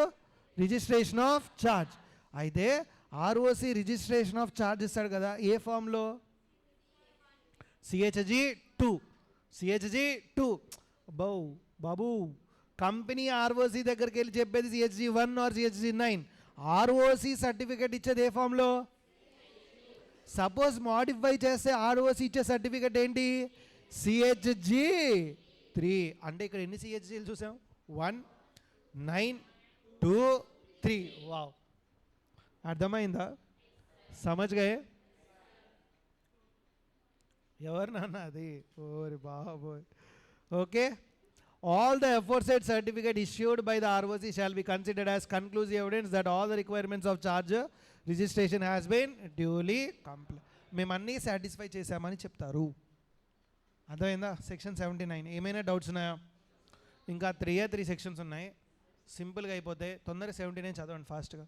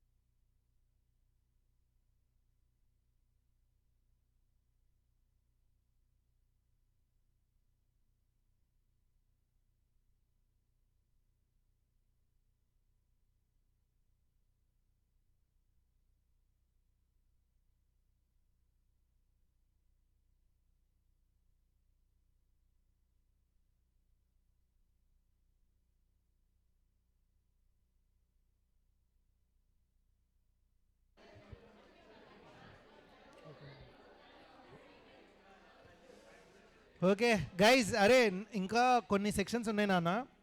82, 83, 84, 86, 87 అవి చాలా సింపుల్గా అయిపోతాయి. 86 అయిపోయింది ఆల్రెడీ. 3 సెక్షన్స్ ఉన్నాయి చక్కగా. ఆ 3 సెక్షన్స్ చాలా సింపుల్గా అయిపోతాయి. 2 సెక్షన్స్ మాట్లాడుకుంటే ఆటోమేటిక్గా 3rd సెక్షన్ కూడా అయిపోద్ది. జాగ్రత్తగా ఒక 10 minutes జాగ్రత్త వినండి చాలు, ఈ సెక్షన్ అయిపోయింది. ఓకే, 2 సెక్షన్స్ అయిపోతాయి. ఓకే, జాగ్రత్తగా. ఏ సెక్షన్ ఇప్పుడు మనం చూడాల్సింది? 82. 82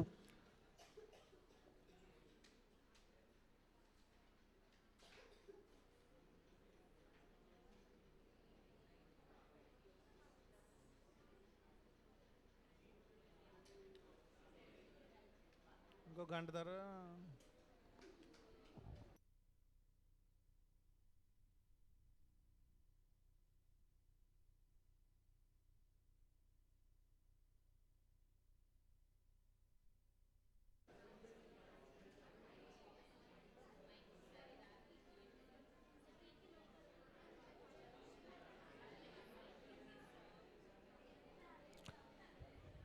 గైస్ ఇప్పుడు చూడండి నాన్న బాబు, ఒక 10 minutes అని చెప్పాగా 2 సెక్షన్స్ అయిపోతాయి. జాగ్రత్త వినండి ప్లీజ్. ఓకే, సెక్షన్ నెంబర్ 82 ఏమని చెప్తుంది అంటే సాటిస్ఫాక్షన్ ఆఫ్ ఛార్జ్. ఏంటది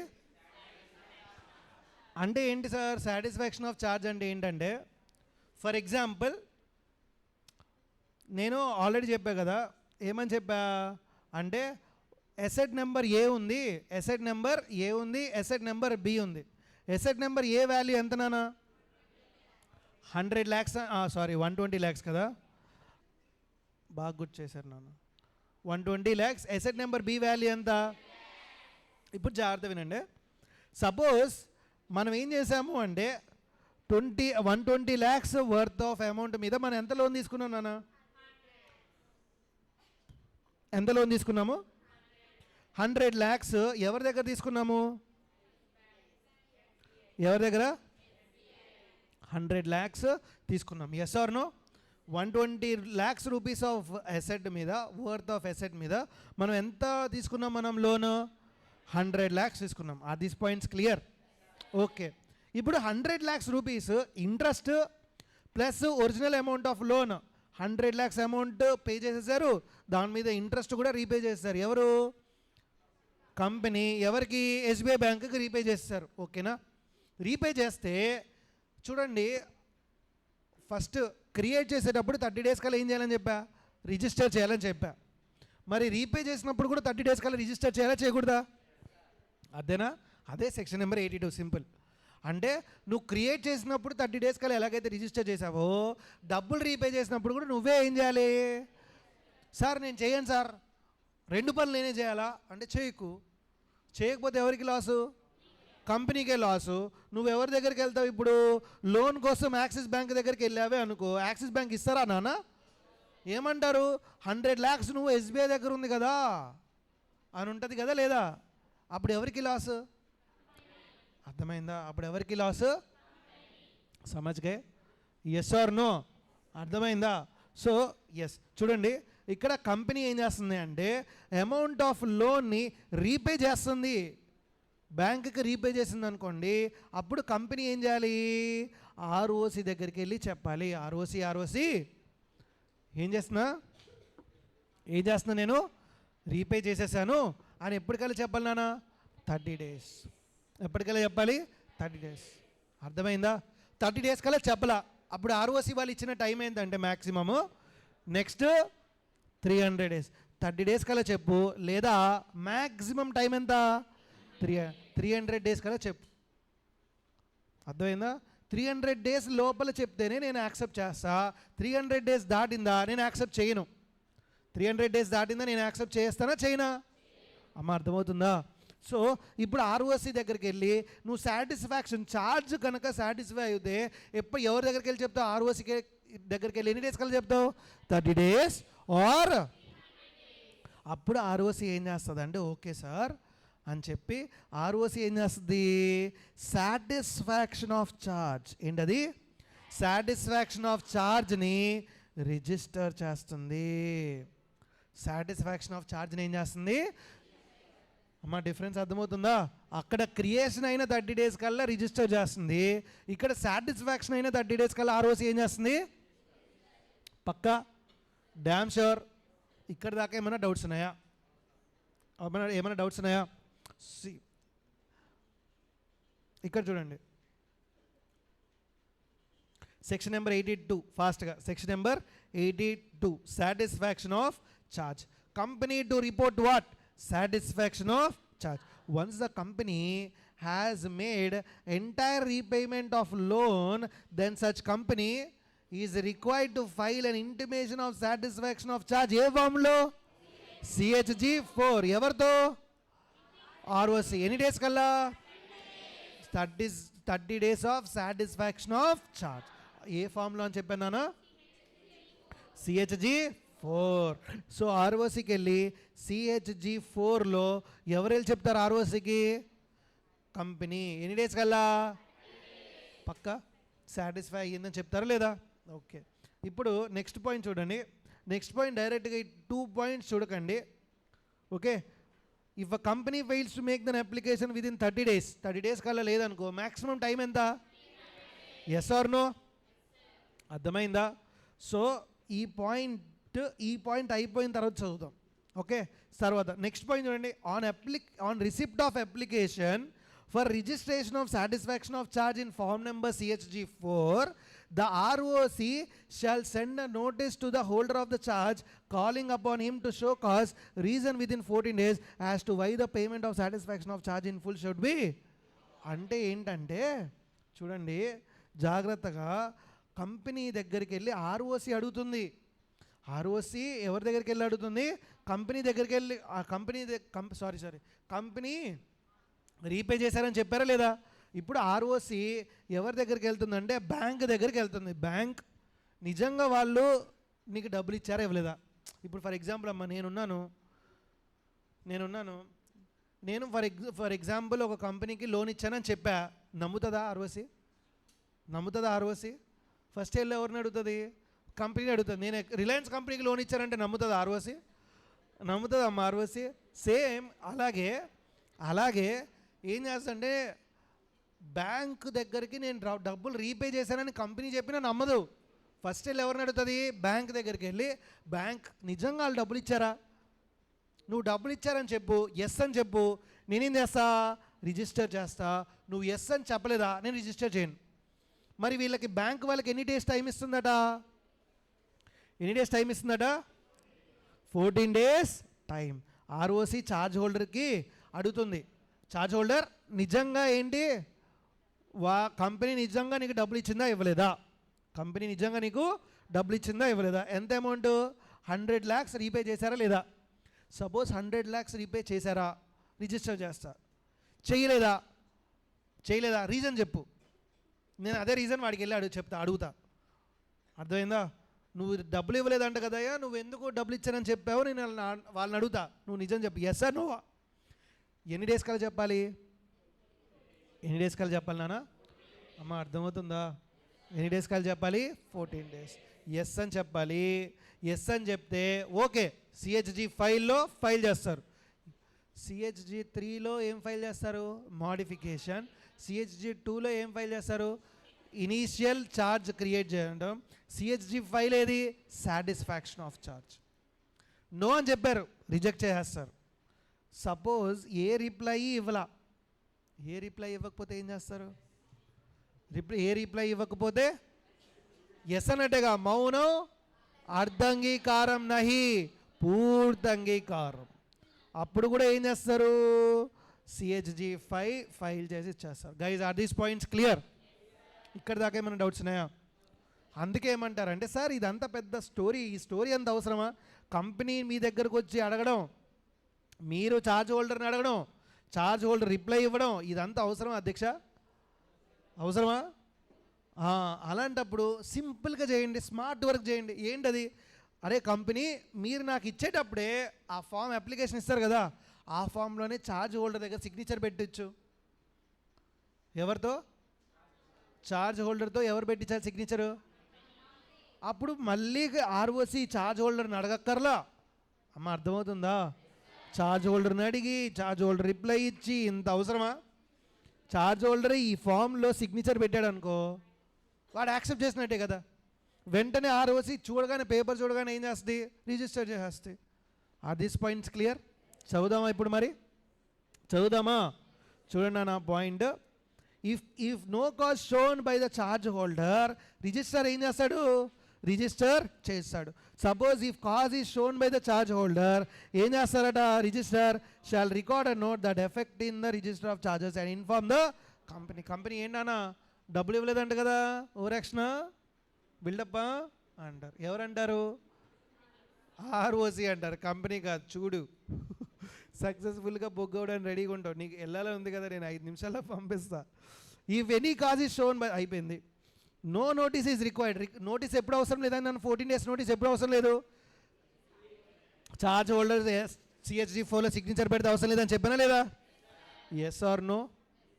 అర్థమైందా?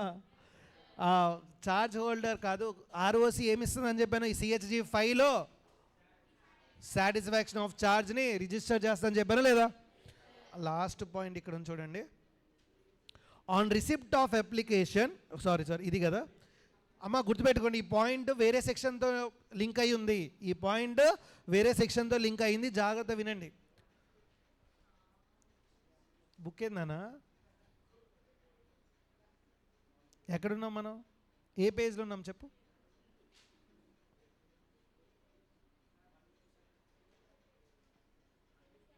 150.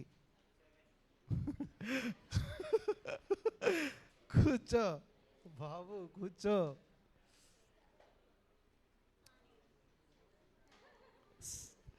ఇలాంటప్పుడు స్లోగా చెప్తే భలే ఉంటుంది కదా. సరే ఇక్కడ చూడండి నాన్న.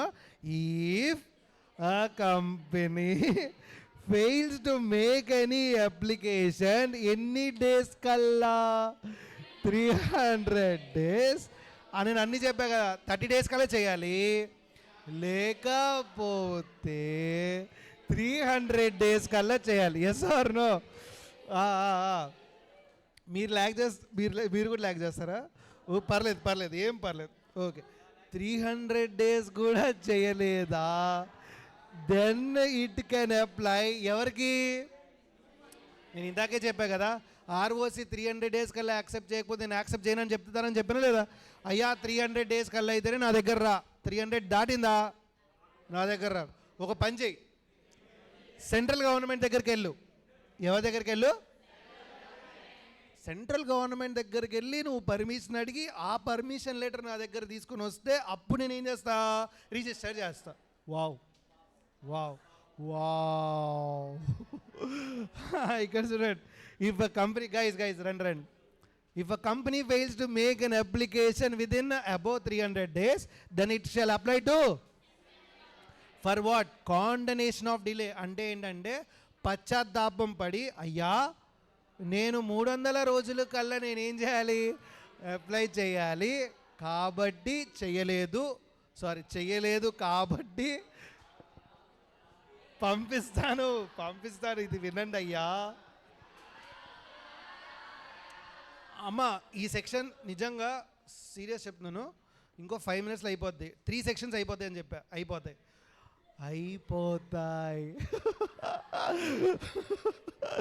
సో చూడండి ఇక్కడ ఏంటది? కాండనేషన్ ఆఫ్ డిలే ఎవరిని వెళ్ళి అడుగుతారట? Central government. అప్పుడు సెంట్రల్ గవర్నమెంట్ అడిగే ఏ ఫామ్లో అడుగుతారు సెంట్రల్ గవర్నమెంట్ని? CHG 8. సపోజ్ సెంట్రల్ గవర్నమెంట్ క్షమిస్తే, అయ్యా మమ్మల్ని క్షమించండి అధ్యక్ష అని ఎవరిని అడిగితే? సెంట్రల్ గవర్నమెంట్ అడిగితే, సెంట్రల్ గవర్నమెంట్ కనుక క్షమిస్తే గైస్ 5 minutes అని చెప్పా. నిజంగా 5 minutes. So the delay then shall be submitted to ROC in which form? INC 28 along with CHG. అంటే ఇక్కడ ఏం చెప్దాం అనుకుంటుందంటే, సపోజ్ కంపెనీ కనుక 300 days కల్లా అవ్వలేదనుకోండి, నార్మల్గా అయితే 300 days కల్లా అయితే ROC దగ్గర CHG 4 ఇస్తుంది, అవునా? సపోజ్ 300 days కల్లా అవ్వలా, అలాంటప్పుడు ఎవరి దగ్గరికి వెళ్ళి పర్మిషన్ అడుగుతుంది? ఏ అప్లికేషను? అప్పుడు సెంట్రల్ గవర్నమెంట్ ఏం చేస్తుంది? యాక్సెప్ట్ చేస్తుంది కదా. యాక్సెప్ట్ చేసినప్పుడు I want pin drop silence అమ్మ, సీరియస్లీ. ఓకే, 5 minutes అని చెప్పాను. 5 minutes, 1 నిమిషం ఎక్కువైనా పర్లేదు. చూడు, అప్పుడు కంపెనీ ఏం చేస్తుంది? ROC దగ్గరికి వెళ్ళి ఏ ఫామ్లో? CHG 4 along with central government permission. ఏ ఫామ్ అది? పక్క. అప్పుడు ROC 300 days అయినా పర్లా, సెంట్రల్ గవర్నమెంట్ పర్మిషన్ తీసుకున్నావుగా, ఓకే గో నో ప్రాబ్లం అంటది. అర్థమైందా? ఇలా పర్మిషన్ తీసుకోమని చెప్పిన సెక్షన్ ఏంటి అంటే, నెక్స్ట్ చూడండి 87. వెళ్ళిపోండి 87కి. Rectification by the central government in registration of charges. అర్థమైందా? చూడండి, సెంట్రల్ గవర్నమెంట్కి అప్లికేషన్ ఏ ఫామ్లో ఫైల్ చేయాలని చెప్పాను? CHG 8. అమ్మ చూడండి, application shall be made to the central government by the company or any other person for rectification. Grounds A reason? omission to file with ROC. 300 days కల్లా అవలా, అప్పుడు మనం ఏం చేస్తాం? ROC దగ్గరికి వెళ్ళి చెప్తాం, అయ్యా క్షమించండి అయ్యా అంటాం. ఓకే, చూడండి రా. Or omission or misstatement of any particulars with respect to modification of satisfaction of charge. అమ్మ నేను చెప్పాను ఆల్రెడీ. ఏం చెప్పాను? సార్ అది రీజనబుల్గా ఉండాలి, అంతేగాని మనకు ఓవర్ యాక్షన్ ఎక్కువే కాదు. ఏం కాదు? ఓవర్ యాక్షన్ ఎక్కువే కాదు. సెంట్రల్ గవర్నమెంట్ ఎప్పుడు సాటిస్ఫై అవుతుంది అంటే అది ఓవర్ యాక్షన్ చేయనప్పుడు మాత్రమే. ఎవరు? కంపెనీ. కంపెనీ కనుక ఓవర్ యాక్షన్ చేయకుండా, సార్ తప్పు నాది అయ్యా, మిస్టేక్ ఈజ్ మైన్, అదే తప్పు నాది, కేవలం నాది అది యాక్సిడెంటల్ సార్, అది యాక్సిడెంటల్గా ఆర్ డ్యూ టు ఇన్అడ్వర్టెన్స్ అంటే ఓవర్ సైట్, చూసుకోకపోవడం వల్ల, అతిగా జాగ్రత్త పడడం వల్ల, లేకపోతే అసలు జాగ్రత్త పోకపోవడం వల్ల, or any other sufficient reason or any other grounds just or expedient. Expedient అంటే కన్వీనియంట్. సెంట్రల్ గవర్నమెంట్కి కన్వీనియంట్గా ఉండే రీజన్స్ ఇచ్చారే అనుకో, సెంట్రల్ గవర్నమెంట్ పర్మిషన్ ఇస్తుందని చెప్పానా లేదా? ఆ పర్మిషన్ తీసుకొని మనం వెళ్ళి ఎవరి దగ్గరికి వెళ్ళి చూపిస్తాం? ఆర్ఓస్. ఎలా? ఏ formula? INC 28 + CHG4. Wow, just looking like a wow. Okay, అర్థమైందా? అర్థం కాలేదా? Central government shall direct the rectification or extension of time for file. ఇంకొక సెక్షన్ ఉంది. సో ఇదే section number 87. Guys, are these points clear? పక్కా? Damn sure? Okay, section number 84 last section చెప్పేసి conclude చేద్దాం chapter. జాగ్రత్త వినండి అమ్మా, వినండి ప్లీజ్. 2 minutes జాగ్రత్త వినండి. 84 సెక్షన్ నెంబర్ 84. సెక్షన్ నెంబర్ 84 ఏంటంటే intimation of appointment of receiver. అమ్మ గుర్తుపెట్టుకోండి, for example company charge holder దగ్గర లోన్ తీసుకుంది, కానీ ఇంట్రెస్ట్ ఎవ్రీ మంత్ పే చేయట్లా. ఛార్జ్ హోల్డర్కి భయం వేస్తుందా లేదా? వామ్మో, వీడు ఇంట్రెస్టే ఇవ్వట్లేదు, ఇతను నిజంగా, ఈ కంపెనీ నిజంగా మన డబ్బు మనకు రీపే చేస్తారని డౌట్ వస్తుందా లేదా? అలాంటప్పుడు వాళ్ళు ఎవరి దగ్గరికి వెళ్తారంటే కోర్టు దగ్గరికి వెళ్ళి అడుగుతారు. కోర్ట్, అయ్యా మాకు కంపెనీ మీద నమ్మకం లేదు దొరా, లేదు, అలా వినండి ప్లీజ్, నా కంపెనీ మీద నమ్మకం లేదు. అర్థమైందా? ఇది ఒకసారి మాఫ్ కరో అయ్యా. సరే, కంపెనీ మీద నమ్మకం లేదు, కంపెనీ ఏం చేస్తుంది? డబ్బులు ఇస్తుందని లేదు, ఇంట్రెస్ట్ కూడా ఇస్తుందని లేదు. సో మీరన్నా ఏం చేయండి? దయదలిచి ఒక సొల్యూషన్ ఇవ్వండి అంటే, వినండి 2 days ఎక్స్ట్రానా? ఎలాగో సరే ఆపమని చెప్పరా? ఆపమని చెప్పు. ఈమె బాధ పగోడి కూడా రాకూడదు. ఏ టైంకి అమ్మా ట్రైన్ లేదా? బస్సు. సరే, 84 గైస్. అప్పుడు కోర్టుని మనం అడిగితే కోర్టు ఏం చేస్తారంటే, ఓకే మేము ఒక పర్సన్ అపాయింట్ చేస్తాం, ఆ పర్సన్ పేరు ఏమంటారు? రిసీవర్. ముఖేష్ కాదు, రిసీవర్. ఆ పర్సన్ ఏమంటారు? రిసీవ్. ఆ పర్సన్ ఏం చేస్తారంటే డే టు డే అసలు కంపెనీలో ఎలా ఉంది ఆపరేషన్, వాళ్ళు ఇవ్వగలరా ఇవ్వలేరా? ఓకే, డబ్బులు అనేది అంటే ఫినాన్షియల్ స్టేటస్ ఏంటో మీకు అప్ టు డేట్ ఇస్తారు. ఛార్జ్ హోల్డర్ బ్యాంక్, మీరు టెన్షన్ పడకండి, వాళ్ళు అప్ టు డేట్ మీకు ఇస్తారు, భయపడకండి, దిగులు పడకు మిత్రమా అని చెప్పి ఎవరంటారు? కోర్ట్. అర్థమైందా? చూడండి, ఒక్కొక్క పాయింట్ చూద్దాం, జాగ్రత్తగా వినన్నా. అయ్యా, ఇఫ్ ఎ పర్సన్, ఎవరని చెప్పాను? Charge holder obtains an order to appoint a person as a received. అంటే ఛార్జ్ హోల్డర్ ఫస్ట్ కోర్టు దగ్గర నుండి ఆర్డర్ తీసుకోవాలి, పర్మిషన్ తీసుకోవాలి, అప్పుడు ఏం చేయగలరు? ఒక పర్సన్ అపాయింట్ చేయొచ్చు. ఎవరా పర్సను? రిసీవర్. అర్థమైందా? అప్పుడు ఆ రిసీవర్ కంపెనీ దగ్గరికి వెళ్ళి, నాకు ఛార్జ్ హోల్డర్ వాళ్ళు ఈ పర్మిషన్ ఇచ్చారు, సో మీ కంపెనీలో ఉన్న డే టు డే అఫైర్స్ అని నాకు తెలియాలి, కంపెనీలో ఏం జరుగుతుంది, అసలు ఏం జరుగుతుంది, ఏం జరగబోతుంది, అవన్నీ నాకు తెలియాలి అని రిసీవర్ అనేవాడు కంపెనీకి వెళ్ళి అడుగుతాడు. అప్పుడు కంపెనీ ఏం చేస్తుంది? ఖచ్చితంగా ఓకే సార్, కూర్చోండి సార్ అని చెప్పి అతనికి పవర్స్ ఇస్తుందమ్మా. ఎవరిస్తారు? కంపెనీ పవర్స్ ఇస్తుంది. అర్థమైందా? అతని పేరేమని చెప్పాను? చూడండి, any property to appoint a person as receiver or manager of any property of a company which is subject to ఇందాక మనం ఏ ప్రాపర్టీ మీద అని చెప్పాము? Property building number A. ఆ బిల్డింగ్ నెంబర్ ఏ మీద సర్వ హక్కులు ఇప్పుడు ఎవరి మీద ఉంటాయి? అమ్మాలనుకుంటే అమ్మచ్చా, అమ్మలేడా?